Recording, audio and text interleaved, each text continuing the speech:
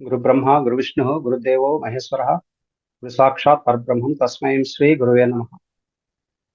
మన ధ్యాన గురువు అయినటువంటి పత్రిజీ గారికి, మహాతర్ బాబాకి శతకోటి వందనాలు.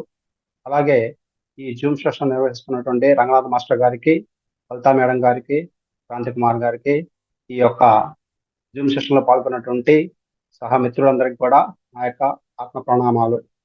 ఈరోజు శుక్రవారం సమగ్ర జీవన శైలిలో భాగంగా మనం కేశ సౌందర్యము మరియు ఆ కేశములకు తీసుకోవాల్సిన జాగ్రత్తల గురించి మనం తెలుసుకుంటాం.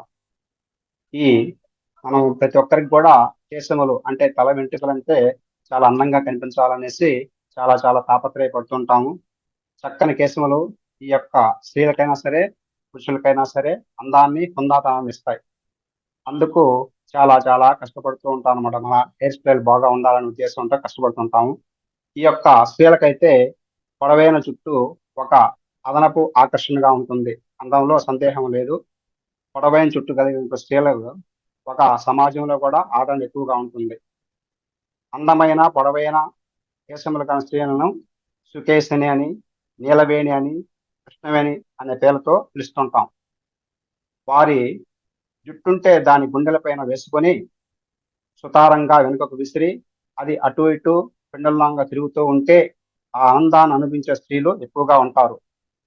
అంటే మనం సినిమాలో చూస్తుంటాము, సత్యభామ వంటి జడని ఇట్లా తిప్పుతూ ఇలా వేసుకుంటూ వాల్ జడ వేసుకుంటూ ఉంటుంది. అట్లాగే సినీ రచయితలు కూడా ఈ యొక్క జడ మీద ఎన్నో కవితలు రాసి ఉన్నారు. మరి ఈ కేశ సౌందర్యం విషయంలో భారత స్త్రీల యొక్క మనోభావాలన్నీ కూడా ఒకే విధంగా ఉంటాయి. ఎంత ఎంత ఆధునికత ఉన్నా కూడా అందరూ కూడా ఒకే విధంగా ఉంటున్నారు. ఎట్లాగంటే ఇక్కడ మనకి జుట్టంటూ బాగా ఉంటే ఒత్తుగా ఉంటే జడ వేసుకోవచ్చు, కుప్పు వేసుకోవచ్చు, లేకపోతే ఆధునిక యువతలాగా బాబుడి హెయిర్ చేయించుకోవచ్చు. ఈ యొక్క కేశముల యొక్క పెరుగుదల ఎలా ఉంటుందంటే హార్మోన్ల మీద ఆధారపడి ఉంటుంది. ఈ తల మీద ఉన్న వెంట్రుకల పెరుగుదలలో ఈస్ట్రోజన్ అనే హార్మోన్ ప్రాధాన్యత ఎక్కువగా ఉంటుంది. తల వెంట్రుకల మీద ఈ యొక్క ఈస్ట్రోజన్ ప్రభావం ఎక్కువగా ఉంటుందన్నమాట. అట్లాగే చికాకు, కోపము, అధికంగా ఆలోచించడము, మానసిక ఆందోళన, ఒత్తిడి, నిద్రలేమితో పాటు ఫంగస్ వ్యాధులు, కొన్ని రకాల ఔషధాలను వాడడం వలన వయస్సు మీద పడడం, అలాగే అనువంశికంగా కూడా జుట్టు కొంతమందికి రాలిపోతూ ఉంటుందన్నమాట. అందువల్ల సాధ్యంత వరకు ఈ కోపము, చికాకు అలాంటివి మనసులో ఉంచుకోకుండా ఉండడం మంచిది. మరి ఈ కేశ సౌందర్యానికి తీసుకోవాల్సిన జాగ్రత్తలు ఏంటి, అది మనం ఇప్పుడు తెలుసుకోవాల్సింది. మనం వారానికి 2 సార్లు అభ్యంగన స్నానం చేస్తే చాలా మంచిది. కనీసము ఒకసారైనా సరే అభ్యంగన స్నానం చేయాలి. ఈ తలస్నానానికి ఎక్కువగా మనం ఉపయోగించాల్సింది కుంకుడుకాయల రసం, షికాకాయ, ఉసిరికాయ, వేప మరియు మందార ఆకుల్ని కలిపి మెత్తగా నూరి తలకి పట్టించి స్నానం చేసి జుట్టును చక్కగా ఆరనిచ్చి తర్వాత తలను తడి లేకుండా చక్కగా తుడుచుకోవాలి. అంతేగాని షాంపూలు ఉపయోగించకూడదు అన్నమాట. అట్లాగే ఈ జుట్టుకి ఆ యొక్క స్నానం చేసిన తర్వాత ధూపం వేసుకుంటే చాలా మంచిది అనమాట. ఈ వెంట్రుకలు బాగా మంచి స్మెల్ తో చాలా బాగుంటాయి. వెంట్రుకలు కూడా త్వరగా ఆగుతాయి అన్నమాట. అట్లాగే వెంట్రుకలను జడేసుకున్నప్పుడు కానీ ఎప్పుడైనా సరే వెంట్రుకలు గట్టిగా లాగడము, ఈరవడము చేయకూడదు. అంటే ఆ యొక్క వెంట్రుకల యొక్క కుదుళ్ళు దెబ్బతింటాయి ఇక్కడ లాగినప్పుడు. అట్లాగే సబ్బుల్ని కానీ రకరకాల షాంపూల్ని కూడా వాడకూడదు. ఈ తలకి నూనె రాసిన దాని వల్ల ఏం ప్రయోజనాలు ఉన్నాయి? తలకి నూనె రాసిన దాని వల్ల ఇంద్రియాలకి నిర్మలంగా ఉంటాయి, ప్రశాంతంగా ఉంటుంది అనమాట. చర్మమునకు చక్కని కాంతి కలుగుతుంది, నిద్ర చక్కగా పడుతుంది, తలనొప్పి, తొందరగా బట్టతల రావడము, తొందరగా వెంట్రుకలు తెల్లబడటము అలాంటివి జరగవు. వెంట్రుకలు దృఢంగా ఉంటాయి, జుట్టు పొడవుగా పెరుగుతుంది, కళ్ళకు చల్లదనం కలుగుతుంది. కాబట్టి ప్రతి ఒక్కరు కూడా తలకి చమురు పెట్టుకోవాలి. ఇప్పుడు ఎక్కువగా ఫ్యాషన్ ఏంటంటే ఎప్పుడు తల పూసుకునే ఉంటారు అనమాట. వెంట్రుకలు ఎప్పుడు ఉంటాయి, వాళ్ళకి తొందరగా తల ఎట్లా అవుతుందంటే ఈ తెల్ల వెంట్రుకలు వచ్చేదానికి ఆస్కారం ఉంటుంది. కాబట్టి సాధ్యంత వరకు ప్రతిరోజు తలకి చమురు పెట్టడం అలవాటు చేసుకోవాలి. మరి ఈ యొక్క వెంట్రుకలు చక్కగా ఒత్తుగా పెరగాలంటే ఎలాంటి ఆయిల్ ఉపయోగించుకోవాలి అనేది కొన్ని తెలుసుకున్నాం ఇప్పుడు. ఇక్కడ వేప నూనె మరియు కొబ్బరి నూనె కలిపి అందులో ఉసిరికాయ, గోరింటాకులను కలిపి తలకాయ పట్టిస్తే జుట్టు రావడము, జుట్టు తెల్లబడము, పేనుకొరుగుడు మొదలైనవి తగ్గిపోతాయి. అంటే వేప నూనె, కొబ్బరి నూనె ఇవి రెంటిని సమానంగా కలుపుకోవాలి. దాంట్లో ఉసిరికాయ, గోరింటాకుని కలుపుకోవాలి. తలకు పట్టిస్తే జుట్టు రాలడం తగ్గిపోతుంది. అట్లాగే జుట్టు తెల్లబడడం కూడా సహజంగా తక్కువగా వస్తుంది అనమాట. పేనుకొరుగుడు వ్యాధికి కూడా పనికొస్తుంది ఇది. ఇకపోతే ఈ మందార పూలు ఉన్నాయి, మనకు తెలుసు ఎర్రగా ఉంటాయి కదా. మందార పూలు బాగా నూరి ఆవు మూత్రం కలిపి, నాటు ఆవును ఆ యొక్క మూత్రాన్ని కలిపి తలకు పూస్తే బట్టతల తగ్గుతుంది. అంటే ఆ విధంగా చూసిన దాని వల్ల బట్టతల పోయినా కూడా అక్కడ వెంట్రుకలు వచ్చేదానికి ఆస్కారం ఉందన్నమాట. అంటే ఒకసారి కాదు, పూస్తూ ఉంటే వెంట్రుకలు బాగా వేపుగా పెరుగుతాయి. అట్లాగే ఈ యొక్క పల్లేరు పల్లేరు చెట్టు తెలుసు కదా. ఆ పల్లేరు యొక్క పువ్వులు, నువ్వుల యొక్క పువ్వులు అవి రెండింటిని కలిపి ఆవు పాలలో బాగా నూరి వారం రోజులు తలకి పట్టిస్తే జుట్టు వేపుగా పెరుగుతుంది. పల్లేరు పూలు, ఈ యొక్క నువ్వుల పూలు, నువ్వుల చెట్టుకు పూలు వస్తాయి. ఆ పూలు రెండు కలిపి ఆవు పాలతో కలిపి బాగా నూరి వారం రోజులు పట్టించాలన్నమాట.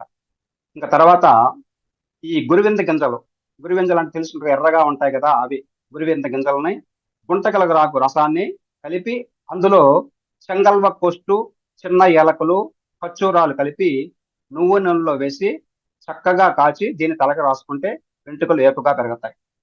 కాబట్టి ఇక్కడ మనకు తెలియంది ఒక వస్తువు ఏంటంటే చెంగల్వాక్ పోస్టు, అది ఆయుర్వేద షాపుల్లో ఉంటుంది అనమాట. కొరవి గురువింద గింజలు, గుంటకల మనకు తెలుసు.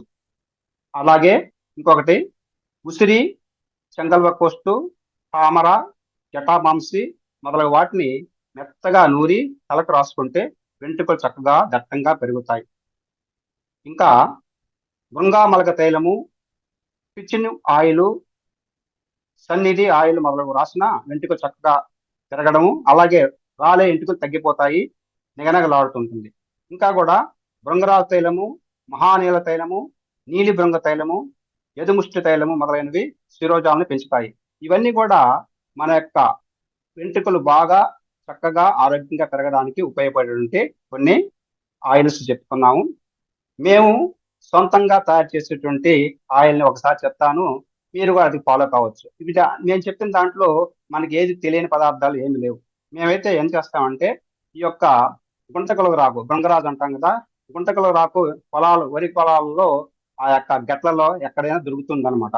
ఆ గుంటకల రాకుని రసం తీసేసేసి ఒక ఒక 100 గ్రాముల రసం అనుకోండి, అదే 100 గ్రాముల రసం ఒక కొబ్బరి నూనె తీసుకుంటాము.